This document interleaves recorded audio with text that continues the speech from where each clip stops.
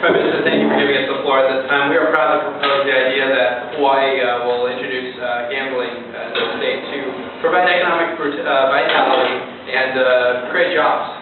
So we're going to tell you that we're the state legislature over here. We're proposing a state-run lottery and gambling on cruise ships.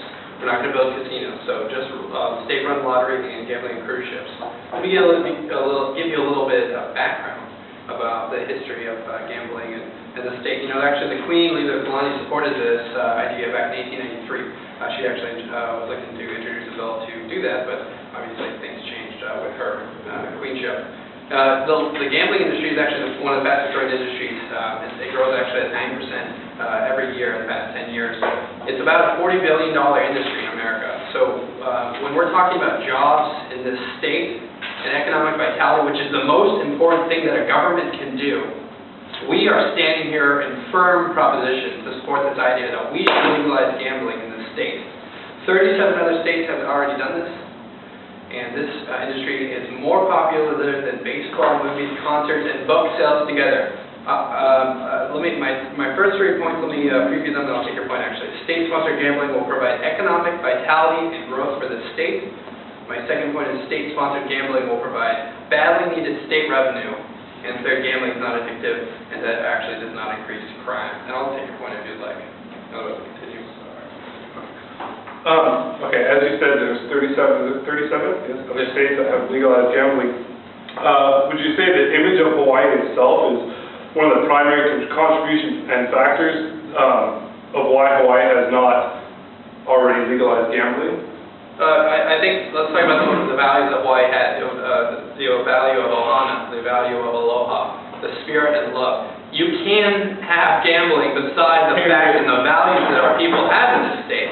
So I don't think that you can only have one or the other. They're not mutually exclusive, and that idea is silly. Let me talk to you about how state-sponsored gambling will provide economic vitality and growth for the state.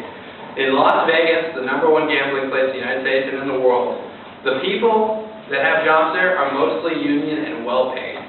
So when we're talking about getting jobs here in this state, through ending furlough Fridays, through creating opportunity for everyone, let's get some jobs here. Let's get some real jobs. Let's put some gambling on those cruise ships. Tourists are already coming here. This is my second point about economic vitality. We might as well allow them to gamble like they can in most other places. And I guess you have another question about why that's not good to grow jobs? Yes, sir.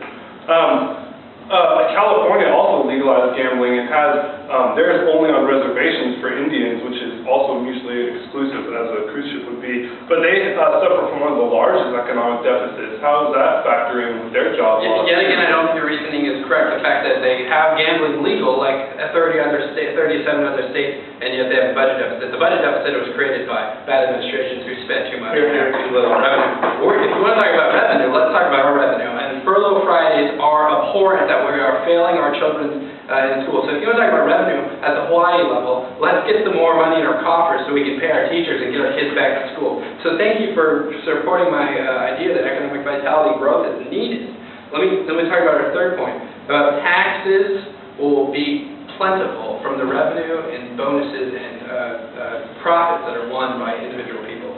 And that will go to paying schools and making sure that there are no budget deficits like you just brought up in California. So in Hawaii, we could actually lower our deficit and actually put kids back in school. Let's talk about economic vitality. And you know where the 8th island is? Has everyone heard of that? It's Las Vegas, right? So people can stay here, they can gamble here, and they can use their money here like they choose to do when they go and fly 4.5 hours away to the 8th island, which is Hawaii. We actually have a hotel there called Hotel California, which is actually called Little Hawaii. So if people want to stay here, they can, and we're going to support that. We're going to take their the revenue if they earn it and take a percentage of it, just as we do with their wages.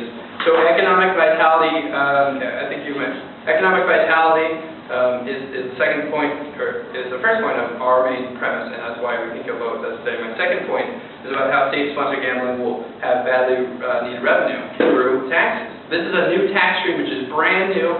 It's beneficial to our state to be able to earn revenue through taxing the wages earned. In Vegas, we can't, or we haven't so far been able to tax that revenue and take some of those earnings. So people are going away, giving their money to Nevada, and they could be keeping it here instead.